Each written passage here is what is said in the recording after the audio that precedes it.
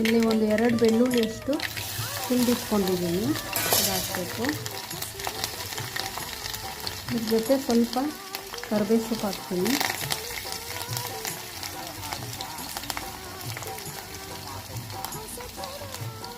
ಒಂದು ಸ್ವಲ್ಪ ಅರಿಶಿನದ ಪುಡಿ.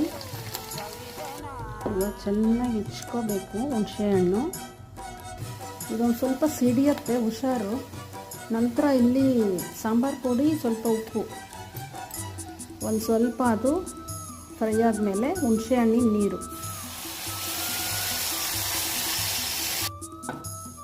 ಸ್ವಲ್ಪನೇ ನೀರು ಹಾಕಬೇಕು ಫ್ರೆಂಡ್ಸ್. ಚೆನ್ನಾಗಿ ಕಲಿಸ್ಬಿಟ್ಟು ಒಂದು ಕುದಿ ಬರೋ ತನಕ ಬಿಡಬೇಕು. ಅಷ್ಟೇ ಫ್ರೆಂಡ್ಸ್, ಚೆನ್ನಾಗಿ ಕುದ್ದಿದೆ. ಇವಾಗ ಇದನ್ನು ನೀವು ಅನ್ನದ ಜೊತೆ ಹಾಕ್ಕೊಂಡು ತಿಂದರೆ ಸೂಪರಾಗಿರುತ್ತೆ. Thanks for watching. ಇಷ್ಟ ಆದರೆ ಲೈಕ್ ಮಾಡಿ.